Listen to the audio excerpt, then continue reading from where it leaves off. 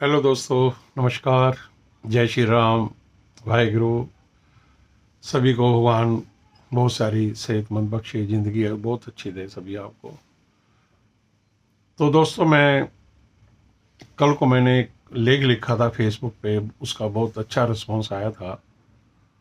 तो बहुत सारे कमेंट आए कि आप इसको थोड़ा सा बोल के और विस्तृत तरीके से आप हमें बताओ। तो मैं आज आपको ये वीडियो के ज़रिए कुछ बताना चाहता हूँ। तो मेरे उस लेख का सब्जेक्ट था कि पानी उबल रहा है।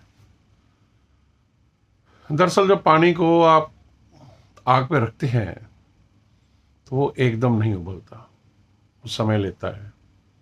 एक मान्य तापमान पे जब वो आग उसको पानी को गर्म करती है तो वो पानी उबलने लगता है। तो मेरा कहने का मकसद ये है, हमें पानी को उबलने देना है कि नहीं देना है। मेरा कहने का तात्पर्य है कि हम अपनी ज़िंदगी जी रहे हैं बहुत फर्स्ट क्लास, अपने परिवारों के साथ रह रहे हैं, बीवी बच्चों के साथ रह रहे हैं, बच्चे पढ़ाई कर रहे हैं, रिश्तेदारों के साथ रह रहे हैं, यारों दोस्तों के साथ रह रहे हैं, खेल कूद रहे हैं, फंक्शन आते हैं, शादियों में, त्योहारों में हम अच्छा आनंद कर रहे हैं, कोई दिक्कत नहीं है, पैसा भी कमा रहे हैं, अपना घर परिवार को अपने समाज के साथ अच्छे से रह रहे हैं, बहुत अच्छा चल रहा है, कोई हमें किसी प्रकार की कोई दिक्कत नहीं है। देखो दिक्कत दोस्तों, जब ऑस्ट्रेलिया में सिडनी में बॉन्डी बीच के अंदर 2000 आदमी हमारी तरह एंजॉय कर रहे थे अपने बीवी बच्चों दोस्तों रिश्तेदारों के साथ, तो वहां पर केवल 2 आदमी, 2000 नहीं 2 आदमी आए और सरेआम उन्होंने कत्लेआम किया। तो 16 लोग मर गए, 166 लोग घायल हो गए। बात दोस्तों, जो ऐसे लोग हैं जो हमें चिढ़ाते हैं कि 80% लोगों को 20% लोगों से भारत के अंदर क्यों खतरा है, हमें चिढ़ाते हैं। ठीक है, वो किसी भी पार्टी में हो, कांग्रेस में हो, किसी भी, हमें उससे उनका अपना राइट है, अधिकार है पार्टी चुनने का, अपनी ज़िंदगी जीने का। परंतु मैं उनको एक जवाब देना चाहता हूं कि 80% क्यों डरते हैं 20% से। तो वहां पर जो 2 आदमी थे सिडनी में, तो उनका पानी उबल गया। वहां पर उनका जो मान्य तापमान था 100 डिग्री सेंटीग्रेड पानी का, वो आ गया। तो वहां पर उन्होंने अपना जो काम करना था, आज दोस्तों सारे भारत में छोड़ो सारी दुनिया में ये एक बात बहुत जोर शोर से चल रही है, इस्लामिक आतंकवाद। हम पहले चोरी छुपे कहते थे, परंतु 2014 से जब से ये महामानव मोदी, या मैं तो कहता हूँ ये मेरे शब्द हैं, महात्मा मोदी, महात्मा गांधी नहीं, महात्मा मोदी जब से आया है, इस देश के जो विचारधारा है वो बदल गई है। सभी लोग डरते थे अपने देश के बारे में बात करने में, अपनी धर्म के बारे में बात करने में। मंदिरों में जाना जो था वो बैकवर्ड माना जाता था। आप याद करो, हमारे सभी 865 साल हो गए, मुगल आ गए, अंग्रेज आ गए, उसके बाद कांग्रेस आ गई। मैं किसी पार्टी में नहीं हूं, ना किसी का प्रवक्ता हूं, पर मैं अपना जीवन जो मैंने बिताया है मैं उसके बारे में बात करना चाहता हूं।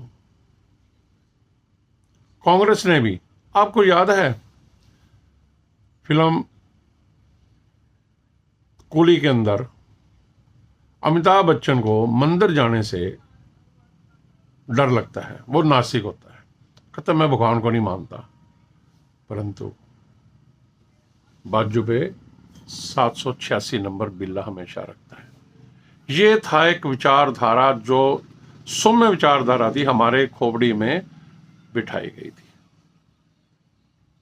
ओ हसीना जुल्फों वाली जाने जहां, काफिर आंखें ढूंढे, काफिर।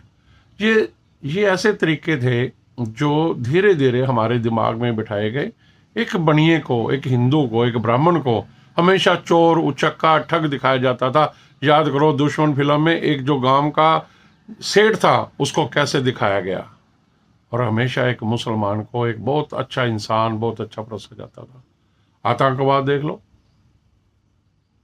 ये मिशन कश्मीर, एक आतंकवादी को महिमा मंडित किया जाता है, बहुत सौम्य तरीके से करते हैं ये आदमी काम। हैदर फिल्म में एक हालात का मारा आदमी आतंकवादी बन गया और हमारी हमारी सारी जो सहानुभूति है वो ले गया। अरे कमाल है। माचिस फिल्म में बहुत अच्छी बात है, पुलिस का जो शोषण था वो दिखाया गया है, परंतु एक पक्ष, किसी की हिम्मत नहीं थी उस समय का जो आतंकवाद था, जो कारण था, या पुलिस वालों की मजबूरियां थी, वो नहीं दिखा पाएगा। भाइयों, ये सब एक प्रोपेगेंडा था जो हमारे जहन में, हमारे दिमागों में बिठाया गया था। तो ये बात थी 80% और 20%। चलो, आपको याद है 2016 में फ्रांस में नीस शहर में नेशनल डे पे हजारों लोग आनंदित हो रहे थे, हमारी तरह। जैसे मैंने ऊपर कहा, हम आनंदित हो रहे हैं, बैठे कारोबार कर रहे हैं, बच्चे पाल रहे हैं, रिश्तेदारों के साथ एंजॉय कर रहे हैं, वैसे ही वहां पर भी जो लोग आनंद ले रहे थे, अपनी जिंदगी जी रहे थे। क्या हुआ?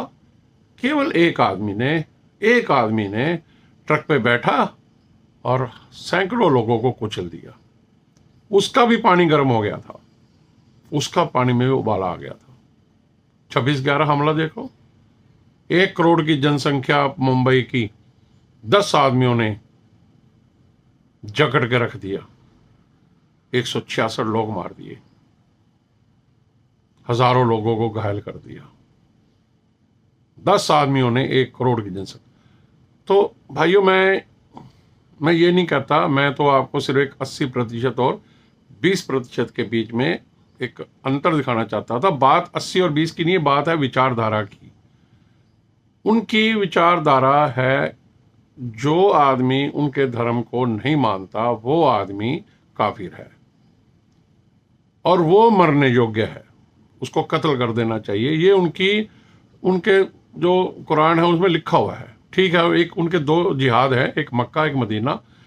मक्का वाला को वो थोड़ा सा सौम्य तरीके से लेते हैं जिहाद को, और जो मदीने को वो बड़े कट्टरता के साथ लेते हैं, बहुत कटुता के साथ लेते हैं कि जो आदमी भी हमारे इस्लाम धर्म को नहीं मानेगा उसका कत्ल कर देना उनके संविधान, उनके धर्म के अंदर है।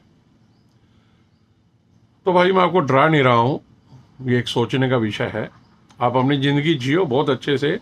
मैं सभी को एक ऐसा संदेश देना चाहता हूं कि आपने डरना है, नहीं डरना, पानी को उबलने देना है, नहीं डरना, किसी से खतरा समझना है, नहीं समझना। ये आपके उसके ऊपर है कि आप इस बात को कैसे लेते हैं। परंतु मैं ये कहता हूं, जब भी चुनाव आए, मैं किसी पार्टी को नहीं कह रहा, जब भी कोई चुनाव आए तो देखो, देश के देश उजड़ जाते हैं, कौम की कौमें खत्म हो जाती हैं। एक हमारी गलती के हमारे सुभाष चंद्र बोस, लाला लाजपत राय, भगत सिंह जी, इनको छोड़कर नेहरू और गांधी, हमारे जो लीडर थे, उन्होंने लाखों लोगों को, हमारे जैसे हम पंजाबी हैं, रिफ्यूजी हैं, पाकिस्तान से आए हुए हैं, 4थी पीढ़ी में अब जाके हम रोटी खाने लगे हैं। तो उनका एक फैसला लाखों हिंदू और सिखों को कत्ल करवा गया। पंजाब के अंदर और बंगाल के अंदर लाखों लोग विस्थापित हो गए। 5 लाख रिकॉर्ड में कहते हैं, कम से कम 10-15 लाख हिंदू और सिख मरे थे हमारे 1947 के बंटवारे के अंदर, और कम से कम 20-30 लाख लोग पाकिस्तान से रेफ्यूजी बनकर, मेरे जैसे, मेरे माँ बाप, मेरे दादा परदादा, और आप में से भी कईयों के जो थे, कोई हरियाणा में बस गया, कोई पंजाब में, आधे पंजाब में, कोई बॉम्बे, कोई दिल्ली, कैसे बस गए। उनकी 3-3 पीढ़ियां खत्म हो गई थी, 1 या 2 हमारे जो नेता थे उनके गलत फैसले की वजह से। और जिन्ना, मैं किसी राजनीति में नहीं पढ़ना चाहता, परंतु जो घटनाएं हमारी जिंदगी पे असर डालें, हमें उसके बारे में बात करनी चाहिए। पहले डर लगता था, मोदी के आने के बाद डर नहीं लगता, साफ बात है। क्यों जिन्ना की बात मानने की? जिन्ना और नेहरू, गांधी ने मिलकर जितने भी हमारे शहीद थे उनको दरकिनार कर कर दो देशों का उन्होंने आपस में मिल बांट कर ली। एक को पाकिस्तान दे दिया, एक को हिंदुस्तान मिल गया, चलो जी वो ठीक है। अरे एक आदमी बैठा बैठा, और सुना है जब उन्होंने बंटवारा किया था तो एक नेहरू ने स्केच पेन से नक्शे में लाइन खींची थी। जो स्केच पेन कहीं तो थोड़ा सा पतला रह गया, कोई वहाँ हो गया, तो जो बॉर्डर था पाकिस्तान का उसमें 16-16 किलोमीटर, मैंने खुद देखा वहाँ जा, कहीं पर 1 किलोमीटर किया जो बफर एरिया होता है, कहीं पर 16 किलोमीटर का बफर एरिया था। तो ऐसे इन्होंने बंटवारा किया केवल जल्दबाजी में कि हमें हिंदुस्तान मिल जाए, मैं प्रधानमंत्री बन जाऊं, मैं जिन्ना, मैं इस्लामिक राष्ट्र, मैं प्रधानमंत्री बन जाऊं। तो 2-3 आदमियों की अपनी महत्वाकांक्षा के लिए लाखों और करोड़ों लोग बर्बाद हुए, मर गए। एक अच्छा बड़ा देश जो पहले ही बर्मा, म्यांमार, अफगानिस्तान तक हमारा जो हिंदुस्तान था उसके भी टुकड़े टुकड़े करके बांग्लादेश और पाकिस्तान जैसे देश हमारे से छीन लिए गए। और हम क्या थे, हम अपनी जिंदगी एंजॉय कर रहे थे, परंतु उस समय भी पानी उबल गया था। तो दोस्तों मेरे कहने का तात्पर्य है कि एक छोटी सी घटना, हमारा एक चुनाव, कि हमने शहीद भगत सिंह जी को, लाला लाजपत राय जी को, सरदार पटेल को, इन जैसे नेता के बजाय हमने नेहरू को चुना और उसने हमें बर्बाद कर दिया। एक सिंगल हमारा जो फैसला है, आप जियो अच्छे से, अपने बच्चे पालो, पढ़ाई करवाओ उनको, अपने परिवार, अपने रिश्तेदार और दोस्तों के साथ अच्छी जिंदगी जियो, परंतु जब चुनाव आए तो फैसला बड़े दिल से करना।